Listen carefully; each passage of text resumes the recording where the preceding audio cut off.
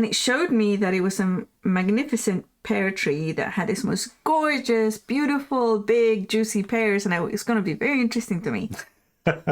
So, brilliant. Yeah, you can stay. And every day I would go out, not every day, but very often I would go out and sit by the tree, and it kept showing me all this pears and juiciness and wonderfulness. And it was a very pretty tree also. The leaves were gorgeous. Everything about the tree was beautiful. Several years went by, and then finally the fruit came out, and it was like so excited to show me its fruit. Yeah. Because it's the first year that it was going to give fruit. So I went outside and I was looking at it and everything, and the fruit started coming out, the flowers died down, and then the fruit started growing. And by the end of the season,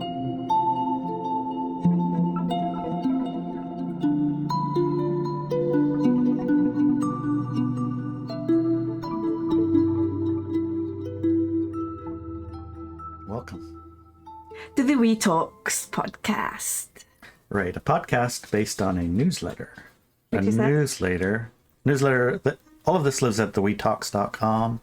Yes. If you're moderately clever, you'll see on the top, it'll say Blog. there's a Podcast. podcast click, and there's a blog click. You can read it, or you can listen to the podcast and share it.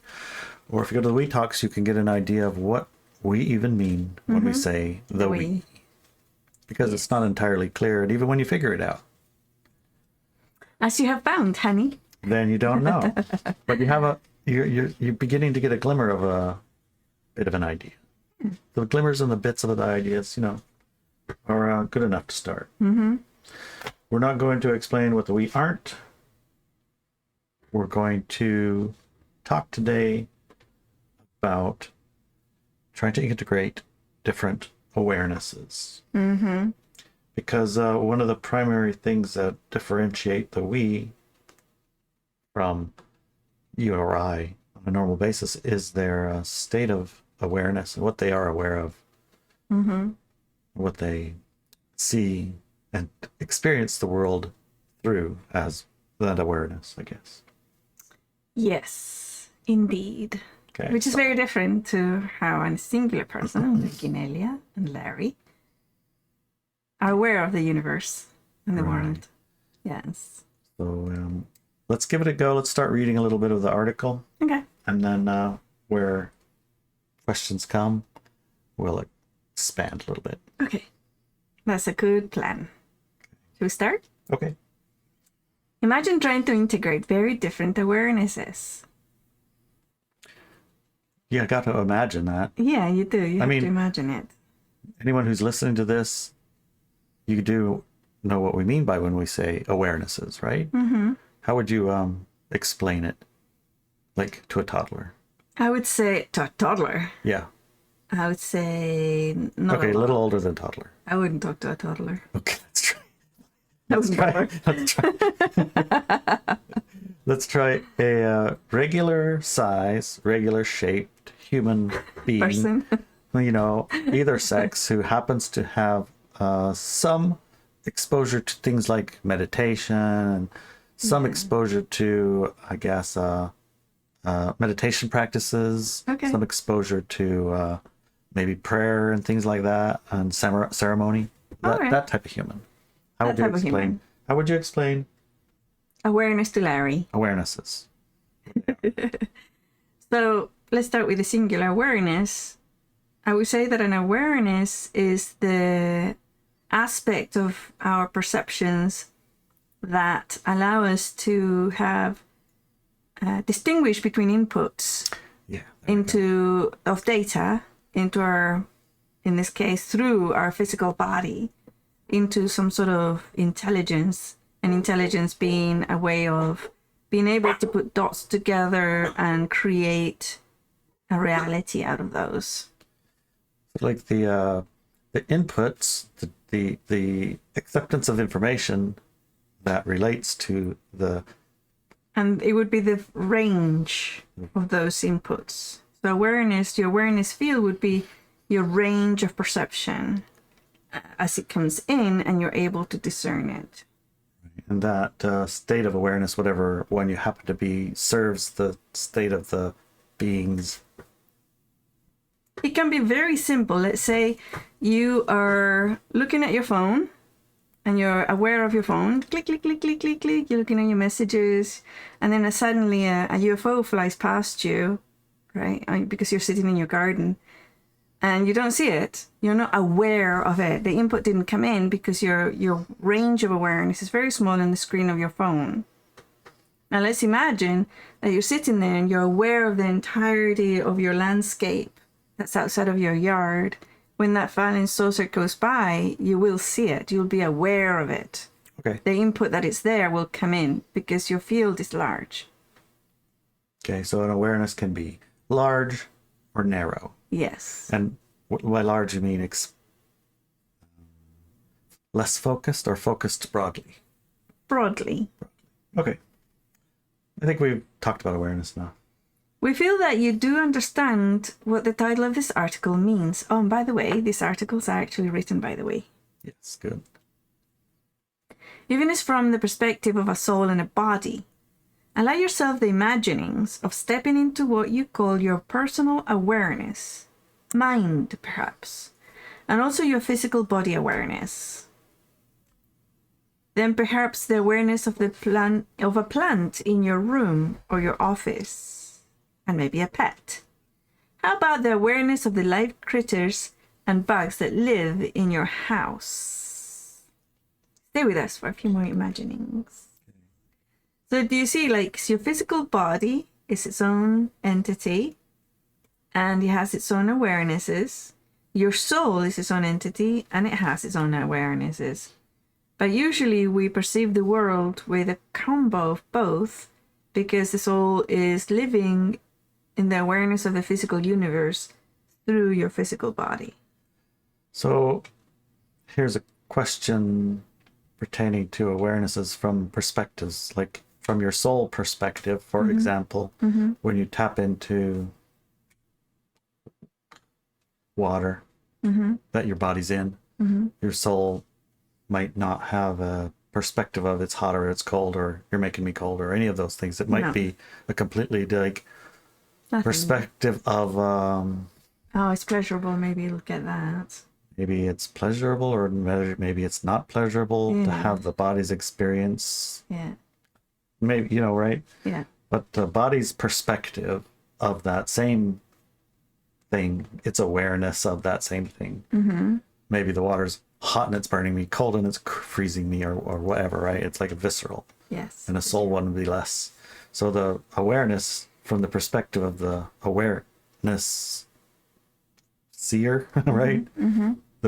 The who you are that's having that awareness changes the data that you get. Yes. So when we tap into, let's say, some of these things, we said awareness of a plant in your room, we will be expanding our experience of that awareness from the perspective of the plant. But we'll be doing it from our perspective to the plant, right? Yeah. So that's why it's an imagining. A human will imagine what a plant will feel, but it will be from the perspective of what a human would feel. Exactly, yeah.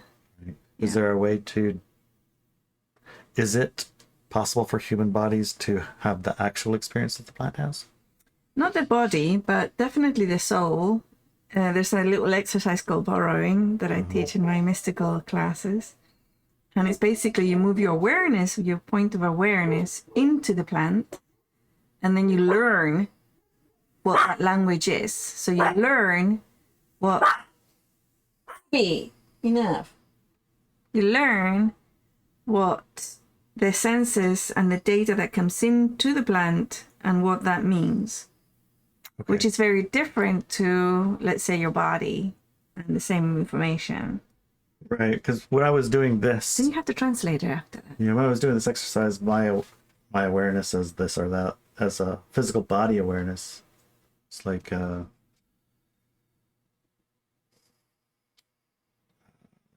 how tired or awake or alert or is like the state of ready to go or not go I was feeling, you know?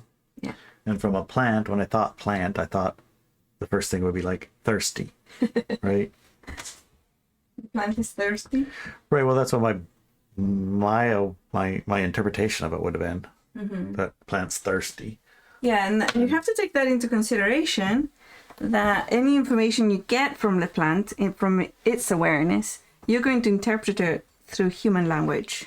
Right. So when I tapped into the pets, it was something about potty and hungry, right? When I tapped into the house, it was drippy and crawly, and stretch and cover more and wind. Oh, Things like that. okay. And when I tapped into the vehicles, like we had a truck, the truck was feeling tightness and tension and heat, less to more, and weight. Things like that. So, but these are all, right, they're very visceral human body kind of like languages of those things that I imagine a car might feel. Would it? Yeah, so that's where practice makes perfect, because we'll all start like that. We'll all start projecting our own interpretation of the information we're receiving from those objects or people or animals or creatures or plants. So, for example, if you look at, there's some trees in front of us, right? If you look at the one on the furthest part there in front of us, Larry, right now, it's very tall. One? Yeah, the tallest one, that one. And you start sensing with its senses. The first thing, at least for me, is that there's a sensory overload in my own capacity to interpret that information, because the way that it senses every single needle in every single branch, because it's an evergreen, and has information, right? And it's giving information, and there is information about temperature, wind, there's information that goes into the root. I hear sound, I hear other things down there, and it's very much interpreted in a human way. But the first time you might do that, it might go, oh, it's cold and wet today, right? Because you're not a tree. So when you get that information, your body responds. When your body gets that information, your body response is cold and wet. Right. My body felt the wind, the wind and breeze and so I need massive shelter. air. No, I didn't so much feel any shelter. I just felt wind and breeze and massive air going. Yeah. And then I felt compression. The branches were making compression feelings, Yeah. So that might be interpreted by a person to mean it's too wet and cold outside, So in a way, you can expand your awareness into the creatures and animals and trees around you, and then use the information in a way that benefits you personally as a human being. Like for in my experience, you had expressed some of that with our truck, Raven, where it communicated something to the order of "sell me now because I'm going to break." Yeah, I remember that. That was a year or two ago? I can't remember. Maybe 2 years and two transmissions. Yeah. Or 3 transmissions. Yeah, the truck communicated that we needed to sell it because it was going to break down and it couldn't serve us as well as he wanted to anymore. And it was going to cost a lot of money to repair it, and he was worried about that because it's a main sentient, if you can describe it, a sentiency role in the universe is to serve us and to keep us warm and to keep us cold in the summer and to take us places and run really well and comfortable, very pretty. And it was going to fail at that, and he didn't want to fail us, so he said, sell us. Before 6 months. You have to tell us before 6 months because, I'm going to break down really badly. And you decided to sell it. Well, so long the break it down very badly part costs less than buying a new truck, then it's just like buying him again, and I would pay $5,000 for him again. Yeah. And I actually ended up paying $5,000 for him again, and then another time $5,000. So I mean, we got the information, but we're not required to do it. But we also couldn't alter how well he could hold himself together. No, we couldn't alter that, and he did break down quite severely. And And we did did have leave to me put- stranded yes, twice. Hundreds of miles from So home. it did make him, well, you might say, as a human being, you might say it made him very unhappy because it happened. But at the same time, it felt good because We you didn't did abandon him. either. Yeah. We brought him to Larry's transmission shop, remember? Yes. In Oregon, I think. Yeah, he was. made it. He Yeah. made it. He tried really Oh hard. my gosh, it was like He did his best. you And push got the you. gas and then the engine would go and the car wouldn't. And you just stopped somewhere random out of the way. And then it was like you turn it off for a little while, and then you turn it on, and then you push the gas, and it would go for a little while, and you're like, oh, it fixed itself. And then after about 5 minutes, it wouldn't go no more. And it did that twice. And then the third time, it was over. Yeah. It was like, there's no more. I got nothing else for you. And we're coasted down the hill. And at the bottom of the hill, on a road that you cannot like It's pull like over a on, there was bridge. Yeah, there was like a bridge no or something. there's no like parking, and there's no shoulder. There's just like, if you stop in the middle of the road, everybody behind you is like stuck. Yeah. The only way off that road was into Larry's transmission shop. Thank you. Thank you. Thank you. which I just not doing it. oh, there it goes, there it goes. Thank you, Raven. I don't know how to make it do that. Yours is making hearts, but mine isn't doing nothing. Yeah, yours did a thumbs up. Okay, I'll try it. We're playing with the camera right now. Yeah, this is a video and a podcast and an So- article. Anyway, Yeah, it tried really hard, and then you could pulled into the first driveway that you could, the first place you that's could where actually I get it out of coasted the in. I told Larry, I said, my tranny broke. He said, oh, did it? It's like, can you fix it? He said, pretty busy, but I could squeeze you in. I said, where is it? I said, it's the back. The back. That's the only place I could go. That's where I drifted into. He said, well, good enough. It's in the way, but we'll move it. Yeah. And it was a month or two later he gave it back, remember? Yeah, it took a while. Right. And since then, I've tapped in a little bit better to the truck myself to know the things I can do to prevent the things from failing so easily. Yeah, yeah, you so- have been doing that. And that moving your state of awareness and being able to even speak truck, in this case, that truck's point of awareness is around breaking down and stranding us and making us uncomfortable. Yes, yeah. And the things it's to very concerned stop about that. that. Yeah, yeah. So, yeah. Anyway, the truck speaks to me through YouTube, by the way. Hey, see this transmission bypass trick? Do that. Flip the pill. Okay. We did that before we went on our 2,500 mile trip. It was to 1,500 Well, miles. both ways makes it 2,000, Yes. 3,000 miles. 3,000 altogether. Right. And Plus we all have- the little trips that we did in between. Yep, no hiccups on that one. We flipped the pill, which makes the transmission cold, which makes it not break, which seems pretty obvious until you are standing on the side of the road and you didn't do that. Other things, change the oil and whatever. Anyway, these are experiences of that state of awareness and still being able to interpret truck into human in action even. Yes. And the we says we suggest you don't drive and imagine these things at the same time. Right. The exercise that Larry was talking about is let's see, where is it? Well, maybe that's the building, right? Imagine integrating the awareness of your house. Yeah. There we go. Imagine integrating the awareness of your house. Yes, the brick and mortar or the wooden structure. That is the building where you live. If you're not home right now, imagine the awareness of the building or vehicle that you're in. So that was the exercise Larry was talking about. Right, that suggestion from the we on imagining it. I mean, by imagining it, you start. That's right. Yeah. Without even starting to imagine it, You don't. you're in the tiny little level of awareness that doesn't even include anything that's separate from you. Yeah. Okay. All right.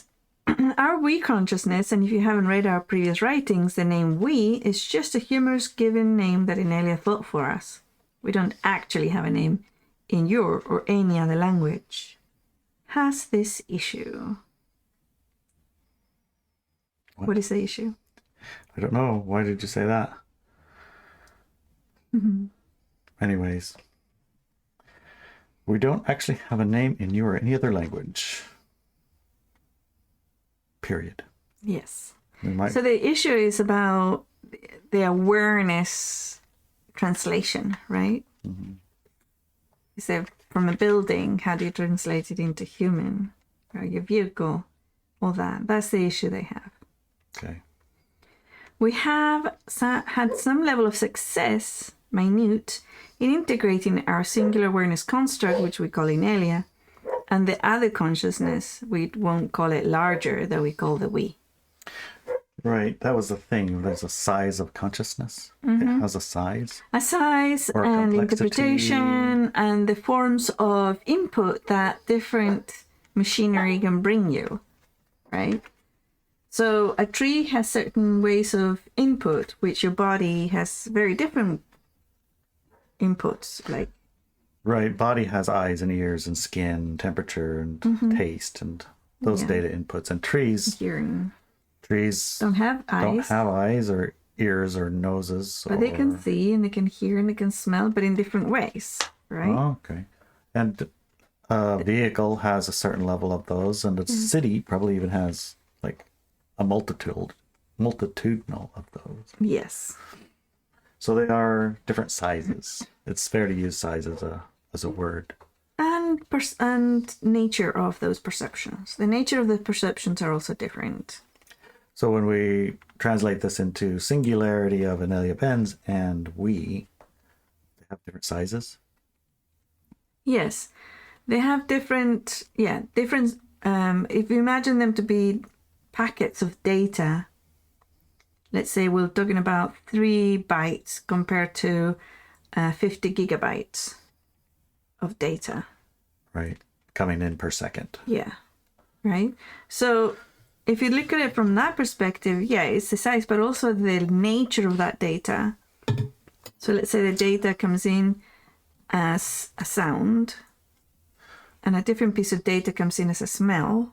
The different data, right? Interpreted in different ways. But combining sound and smell creates a thing. Yes. An awareness. Whereas if all you have is sound, that can create an awareness. That can create an awareness, but it's limited in fidelity. Sound only, yeah.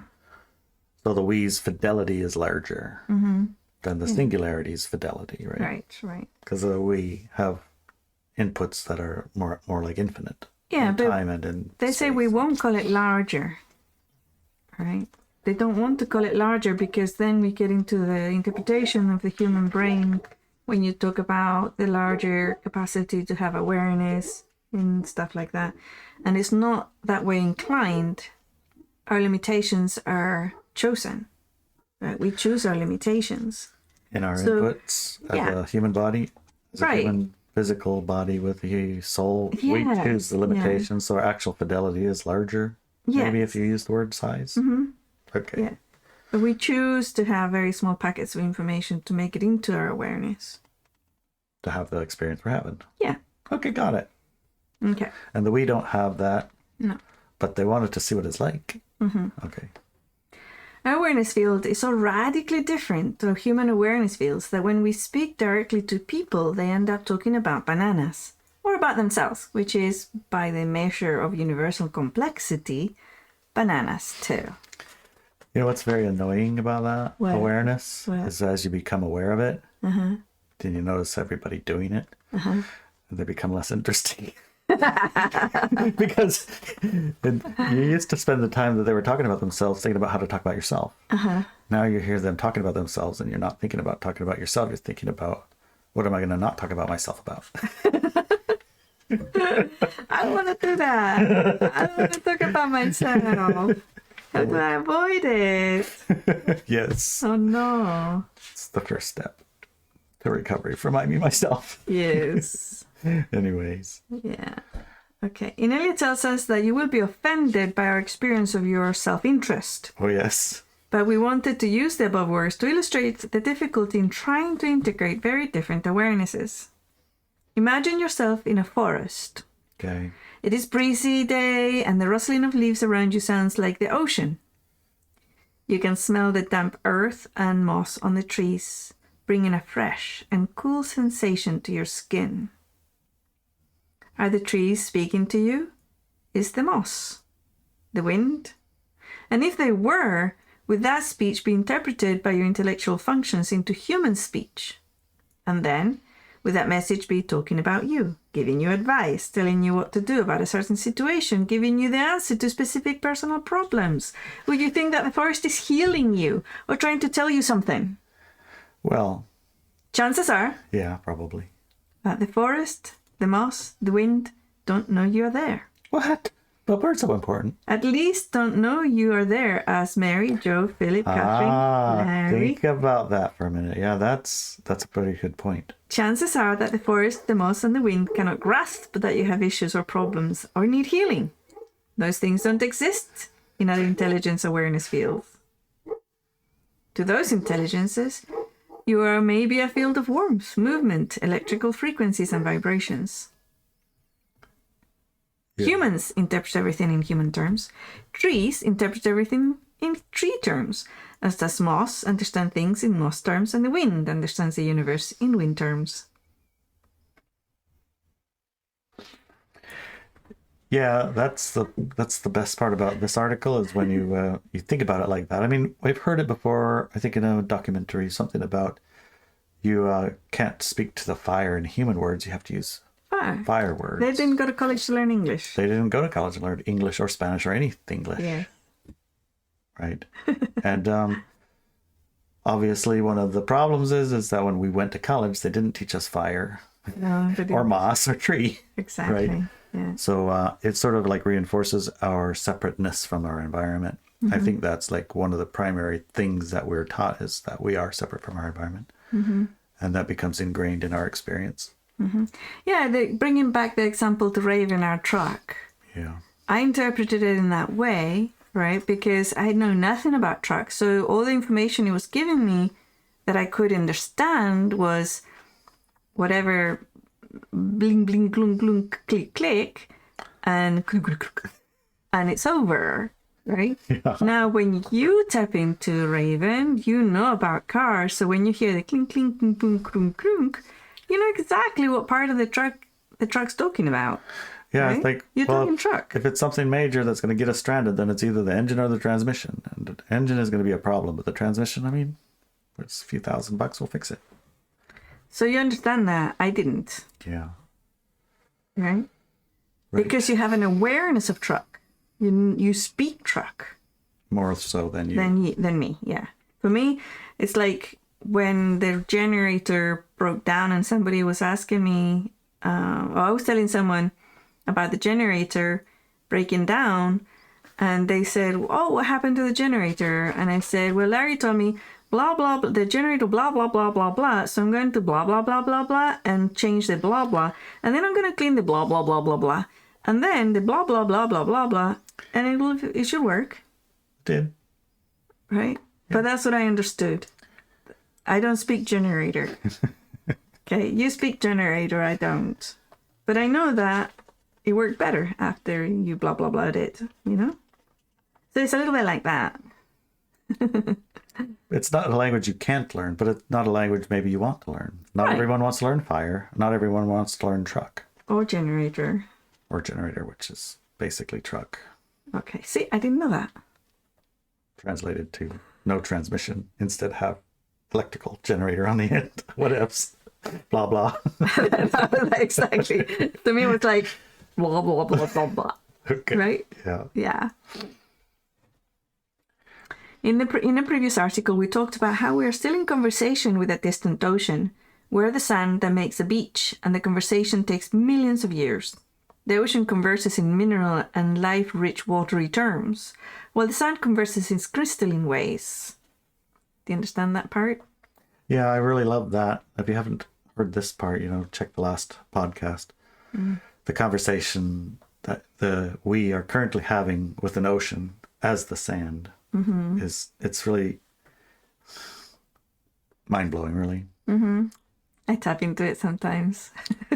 Yeah, like I occasionally do tap into the thought of it, which is expansive. It's right? so expansive, right? It's altered insane how big that is. From your daily experience of it's so big. So big. I'm hungry, I'm tired, Okay. Humans in this paradigm converse in a very centered in their own experience way. Let us say that again. Centered in their own experience way. Yep. It is not different to how the wind or the ocean or the moss or the trees converse. We indeed created a human singularity to understand human-centered conversation and experience. We did not factor in that when our awareness field touches humans, their own awareness fields becomes different. When that happens, and they attempt to become interesting to the we, their monkey mind, not our term, turns on to perhaps protect their singular identity, and bananas enter the equation. That's very clever. Right, it is. It is. It does make you think about something, which is the level of the structure of the awareness and being interesting to other awarenesses, like trees, for instance, being interesting to the awareness fields of humans.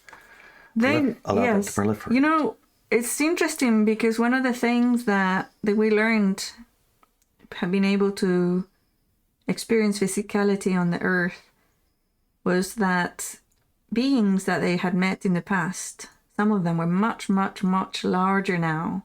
Remember the beingness of cow, or the beingness of a certain type of tree was huge on the planet. Well, when they had visited Earth before in different forms, they weren't that big. And it was to the trees that they asked, how on earth did you become so big? Proliferate. And then the trees answered, we became interesting to humans. We found a way to become interesting to humans.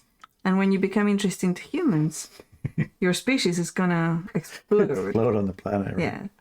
So it's the same with cows. Yeah, and horses. Well, think about horses. That's one of the questions that I have sometimes is, how is it that horses were the most interesting creature there was because they allowed travel, right? Mm-hmm. And when travel became possible by another way, horses became very much less interesting. Mm-hmm. But did they? Yeah. Yes, I guess I did. They did. They by a became long interesting shot. in a very different way. They did still maintain interest, right? Yes, But it's vastly different. it is. The millions and millions and millions and millions and millions of, well, horses and all of the stuff that supports horses, the shoes, the making, the Yes. cleaning the streets from them, Yeah. Is that all of the bits all and the the bobs that things. has to do with, I mean, I'm sure there's taking care of the old ones and having a job, bringing in the new ones. It's like everything related to horse was giant. And now that's been transferred to truck, Yeah. So how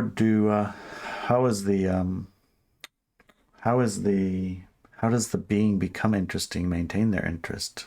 Or is that, I mean, do you see what I'm asking? Yeah. So if you become interesting to humans, let's say those trees that we saw, and then suddenly there's a different species of trees that becomes more interesting, so they cut down all those trees and Put it's the other ones over. up. Yeah. Then I guess their run is over. Yeah, so how do they become interesting again? Yeah.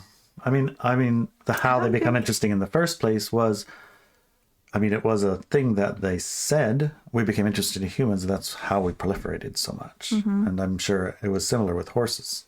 And probably similar with dogs, right? Cats. At the same time, there are things that want to not be interesting to humans, but humans find interest, like Sasquatches. Yes. Sasquatches want to be not very interesting, right? Right. But Some humans, they're like, very they're fascinating. fascinating, right? And they just can't Yes. get enough. I But think it's to do with the larger human collective, not just a little group of people. I think so too. Yeah. So the trees need to become interesting to the human collective awareness, Yeah. and that's a collective arrangement, right? Yeah. And that probably it supports, the interest is supported by the orchestration of the experience that the human collective wants to have. So, I mean, right now a horse isn't as supportive of the experience humans want to have. No matter how interesting and like fascinating they are to some individuals, at a collective level, they're not as interesting As they used to be. as they used to be. Right? Correct. So, And you have to does- think, because we as humans interpreted that to mean a positive thing, right? We interpreted it to mean Okay, so if you want your species to proliferate, just become interesting to humans. And then you have, instead of 1,000 cows, you'll have 2 million. Or 1,000 chickens to a quadrillion. Quadrillion, yeah. You know, you could say that as a human person, because our bodies, actually, I think the interpretation that is a positive thing, it's a generally correct assumption. Because it feels to me that bodies, and we could talk about tree bodies too, in the sense, they do want to become extremely numerous. And that's how they travel through time and space, by becoming numerous. And if they become interesting to the human species, then they become numerous. And so, yeah, I think it's a correct interpretation. I was going to say that it's not necessarily positive or something they want, but actually I think that it is something they want. And I guess part of you're no longer interesting to us, so bye-bye, and your numbers radically decrease. That's part of nature of being with humans, I guess. One of the things, like, let's use an example of buffaloes. Because most of us know buffaloes used to have herds of billion. Not billions. Yeah. Not billions. Maybe hundreds of thousands. Say 100 million. A herd that's 100 million? I don't Not think one so. herd. A whole population covered the entire continent. There were probably millions and millions of buffalo. Yes. And buffalo were very interesting to the humans of the era. Yes. And that's all the way back to caveman days, Yeah. Buffalo were like painted on the wall and run them off of the cliffs and then eat them. Then learn how to, your entire existence became, in some groups of humans, centered around where the buffalo go. And everything buffalo was what you ate, and what you slept under and in and wore, and your entire life was centered around buffalo. Yes. In one form or another. Here in our tribes, of course, it was whales and fish instead of that. I was just reading even that in our tribe, if you went hunting or looked for elk in the woods, they called you stupid. Stupid and crazy, because you'd learn. Why would you do that?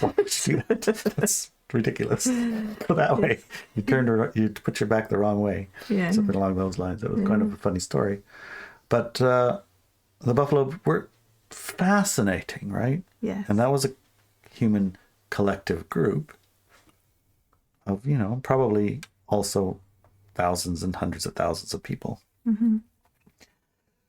So another group of humans figured out that relationship and removed the buffalo from the equation, and that kind of killed off the people too, right?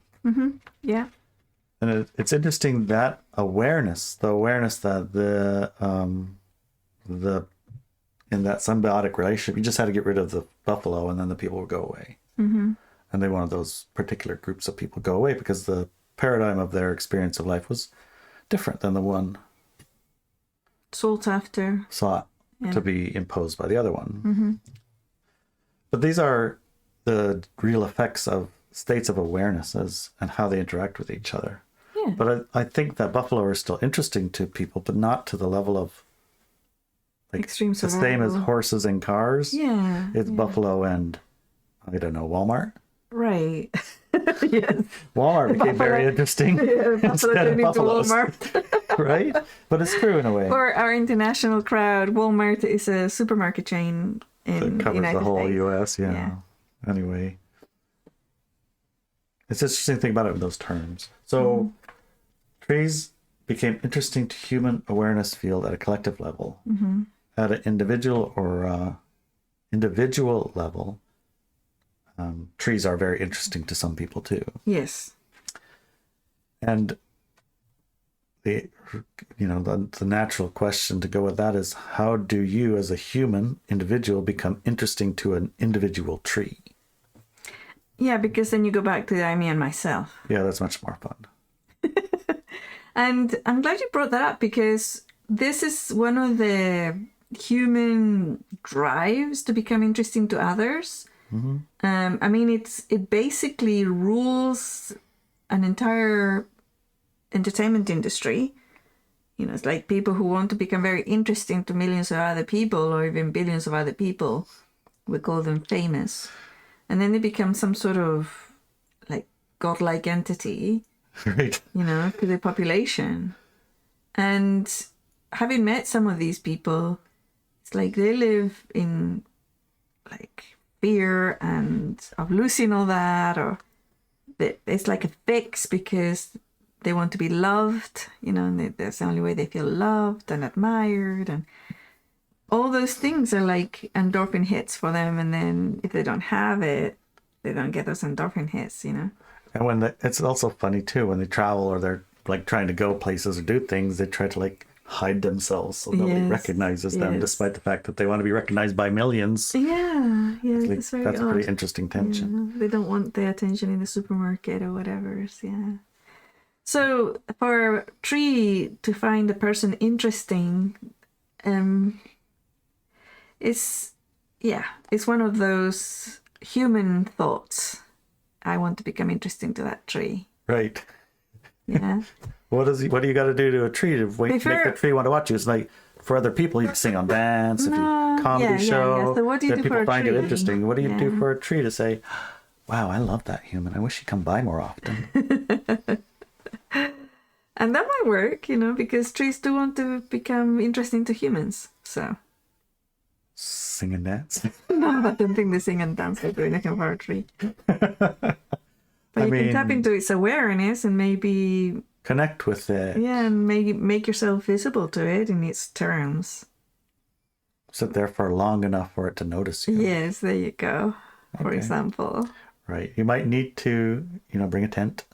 You might need to bring a sleeping bag and a tent and a way to keep warm and some way to eat. Because you might need to sit there for a long time. A year. Hey, speaking of which... Yes. You think what that naturally leads into, right? So we do have a legend of somebody who sat under a tree No, listen. a long time. No, he didn't. But well, it's a story. So if you want to make a connection with a tree that the tree loves and connects with you, choose a short-lived tree. Like a tree that lives like 20 years, 30 years, something like that is easier. I remember you had willows in your backyard, right? Yeah. I remember this tree in my backyard in California, and it's a beautiful little thing that was growing in the wrong place where I didn't want trees there because they were still close to the house. And I touched it, and I looked for it, and its awareness, I wanted to know what type of tree it was, so I grabbed it and I started feeling into it. And it showed me that it was a magnificent pear tree that had this most gorgeous, beautiful, big, juicy pears, and it's going to be very interesting to me. So, brilliant. Yeah, you can stay. And every day I would go out, not every day, but very often I would go out and sit by the tree, and it kept showing me all this pears and juiciness and wonderfulness, and it was a very pretty tree also. The leaves were gorgeous. Everything about the tree was beautiful. Several years went by, and then finally the fruit came out, and it was like so excited to show me its fruit. Yeah. Because it's the first year that it was going to give fruit. So I went outside and I was looking at it and everything, and the fruit started coming out, the flowers died down, and then the fruit started growing. And by the end of the season, it was the tiniest little pears, because it was an ornamental pear tree that humans had created, but it thought it had big juicy pears, right? It thought originally it had, and it was like from its own perspective, those pears are big and delicious. Yes, juicy. Yes, and he was so proud of his little pears, and I'm like, dude, I can't even. They're not even juicy. Right, so you can make a connection at a singular level with a tree, right? But I would say if you want to do that, choose a tree that's short-lived, because the long-lived ones, their attention span is so broadly in distance of time that it might not even perceive you because you move too fast. Right. I think the point I was trying to get to be interesting to a tree, you might have to sit there for long enough. Yeah, Longer, that's way I longer understood than that's yeah. what you meant. I understood it. That's why I So mentioned that it. did bring me to the obvious thing where the Buddha boy sat underneath a tree for 20 or years or No, however he long he sat didn't. there. I He know it's a didn't. story, honey. But it wasn't that long. The story doesn't say that long. How long does it say? Not very long. Wow, he's After he fast. did all his journey and he sat down under the Bodhi tree and he wasn't very long. And then, yeah, he figured out. How to be Became enlightened. Yeah. Right. I think that. Well, how long is not very long in your mind? I think that it was a maybe a year, week. wasn't he? A week? Well, a week's a long time too. Sit there under a tree, but Maybe, yeah. But there he didn't, are like, stories of other permanently stay guys. There are other stories of other sit under tree guys who will do that for months and not eat, not drink, and things. And like anyways, I think the whole story of the tree was symbolic and didn't actually happen because there is a mythology about the Bodhi tree that. Yeah. and that has certain like powers or aspects or interests for the human collective. And I think it was symbolic that he sat under it, not actual. I don't think he actually sat under a tree. Well, let's not destroy everything. Okay. Let's just Okay. keep some things. All right, sorry. There are fairies in the world. Thank you. Yes. Okay. Fairies and guys that sit under trees and become enlightened. Yes, and little humanoids that fly on top of bugs. Oh, but you're trying to mix things up now. And trying to make me think that it's not true when it is No. true. I know that one's true. The last one I said, the little guys and the little bugs Yes. that fly. I know those are true because I saw one with my I own remember. eyes. You told us all about it. And I It's like, screamed. did you see that? There's a guy on that bug. Yes. Yeah, that was quite wild. When it saw me looking at it, its face went, "What? It can see me!" and flew away. They had these little strings and everything. It's amazing. Okay, anyways. We don't want to invalidate everything we're saying by telling you there's little humanoids that fly around in bugs. At the same time as But- saying Buddha didn't sit under a Bodhi tree Yes. and become enlightened. But there are bugs with people flying on them. Exactly. Okay, gotcha. Yes, you got it. You got it. Thank you for clarifying. You're welcome. So you really need to jump through a lot of hoops to get this information, I'm telling you. Yes. You can invalidate us anytime and walk away. Step away. Step away from the screen or the radio, whatever you're listening to this podcast from. But it's okay to talk to your truck. You're gonna have to, make an effort to stay. Yeah. Really. Yeah, you can talk to your truck and there's little guys and bugs. All right. Okay. All right. So We found our- before we move past this too far, Okay. similar to becoming interesting to a tree, are there things that humans can do that make them singularly interesting to the we, besides talk about bananas or themselves? Well, I don't know. I'm here as my singular self and not the we. And but what I perceive is that is a question that they're excited about that question, and they will explore it. Okay. So we look forward to them writing about that. Okay, so we find our single experience both fascinating and boring, exhaustingly boring and excruciatingly interesting. How fun. Tension. Yes, tension. It is short. It is limited to a very narrow band of perception and continuously figuring out ways to keep the peace with other humans, especially when we become the main perspective. It appears that as we become the main perspective, our physical functions change to become less important and less defining. Do you understand any of that? Not really, no. Okay, so basically, what they see and they actually find interesting is that me, Inelia, is always trying to keep the peace with other humans. Which doesn't seem like it. Really? Really? How come? Doesn't seem like that you are preoccupied with keeping the peace. Really? Yeah. Oh my gosh. You're very good at hiding it. It's not hiding, it's communication. Well, I mean, when I look at it from a different state, a different direction, then it does seem like almost everything, including all the articles and all the writing and all the everything, is to serve the purpose of, raising the frequency, and a higher frequency experience includes not Peace. having Peace. fight. Yeah, exactly. Right? Yeah. So you're right. Yeah. Yeah. It isn't perceivable at the fight level, though. No, that's true. Especially when we become the main perspective, that's the we become the main perspective. It appears that the we become the main perspective, our physical functions change to become less important and less defining. So basically, when the we, I am the we more than I, the functions of the physical body becomes less. It's like they get diminished. Like you don't think about not eating or drinking or sleeping or breathing. Breathing to make sound. or swallowing or breathing to make sound, or blinking to whatever moisturize your eyes, or even the perception of attraction, right? It's one of the issues we had between the we and the singular, was that they didn't see you as a mate at a sexual level. You were just another human. And that's one of the things that you disliked about the we, right? Right. It's pretty hard to have a relationship with the we at that level because they don't see you that level. Exactly. They don't see you at that level. They see you as a perception bundle. So it's not very sexy. Source Me, the sensors. singular, finds you very sexy, honey. Thank you, honey. You're very sexy. Yes. So. Okay, now I understand that. Now, yeah. This has become the main barrier in having a fully integrated awareness field that encompasses both as the singular and the we. The physical body does not have the space or language to translate our perception and interpretation language into the human experience. Just basically not incompatible, but basically not compatible. Right.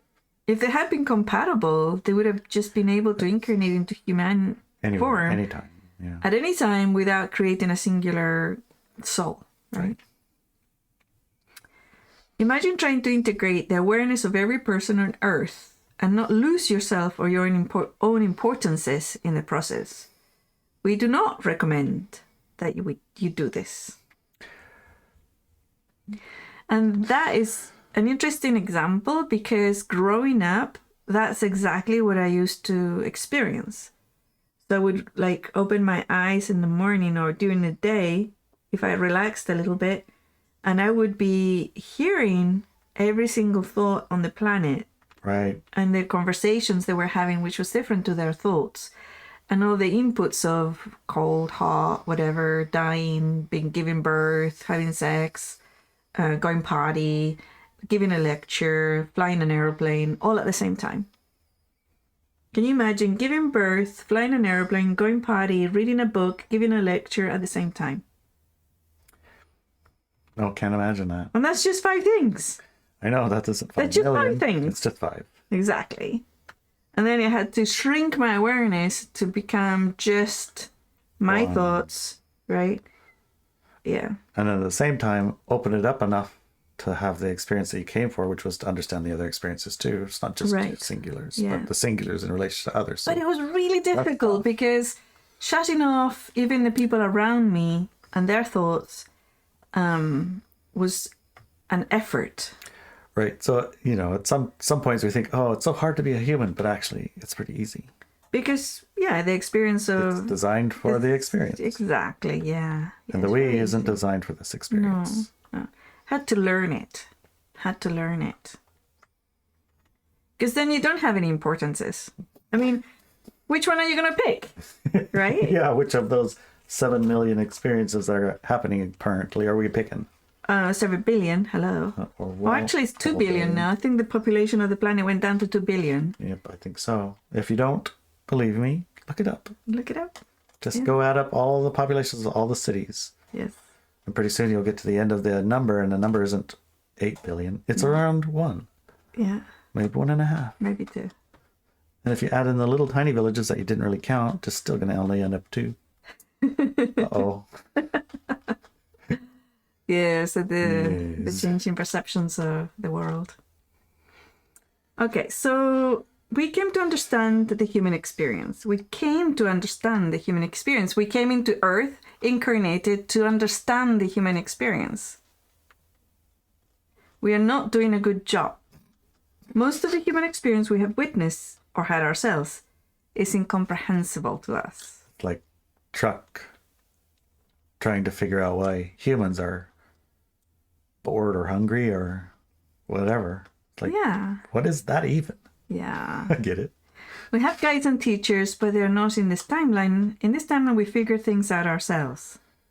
What was best we don't add in timelines to this conversation? Okay, we won't. Our mind's already like 700 marshmallows going at once. Here's a challenge for you, the listener. Okay. Ask us anything. But don't tell us about your personal life or your beliefs or theories when you do. Just ask us anything that doesn't have to do with Your personal life or your beliefs or theories. or your incarnations or the way the universe is built or whatever, how you think it's built or... Yeah. So, for example, question might be the one like, how do you become interesting to a tree, or is that too much about yourself? It is about yourself. It's exactly about yourself. Okay. How about the... I'm swimming in a lake. How do I get the water to talk to me and keep me afloat? Is that about myself? Yes. That's right. You may not be the best person, honey, to Trying. figuring out. Okay, try again. Ask you anything. Yes. So, You can do this. what You can do it. when squirrels have conversations in the woods, what are they talking about? Do There you go. Good job. You did it. you think they're talking about me? You failed again. Yeah, so it's not easy, guys, but give it a try. As a matter of interest, sometimes they are. Yes. Okay. There's a predator. There's a predator. They're talking about you when you hear them in the woods and you're walking by. They're going, tick, tick, tick, tick, tick. Yeah, it's all about you. Yeah. Yes. Are we interesting? Apparently we are. Yes. But not very interesting to us. We are, however, interested in starting a conversation. For that to happen, we need to learn each other's language. Yeah. Okay. Well, And it can't be just one-sided, honey. The interest has to be of learning each other's language has to come from both sides. right. The human collective and the we. The we have been trying. They're trying really hard. But now it's the turn of the human collective. Okay. Well, I suggest that before you start asking questions, go to the beginning of this article and podcast, do some of those exercises where you alter your awareness field to be maybe soul, maybe forest, maybe mountain, maybe rock, maybe tree. And from that perspective, begin to ask the question. Yeah. That might be a good start. We could try that. Yeah. Or imagine yourself being all the grains of sand in a big, big, long beach. Talking to the ocean. What does the sand in the ocean say? Yes. So you can put your questions at the TheWeTalks.com takes Go you onto to the blog, Substack. the Yes. Substack The blog. article that this one is Yeah, on. You can ask yeah. your questions on that. Yeah. That'd be a good place. We also have a Telegram channel. You can ask there. Inelia Benz channel. You can try those. You could find ways to You'll ask find us. Come on. You're not a kid. driving. We have podcasts. We have Yes. You can find us. telegrams. We have Facebooks. You can find a way to ask us a question. Yeah, It's find your way. It's not a big ask. The big ask is to try to make it not about yourself. Yes, the big ask. Don't tell us about your personal life or your beliefs or theories when you Yes. ask your question. Okay, sounds good. All right. See you next time. See you next time.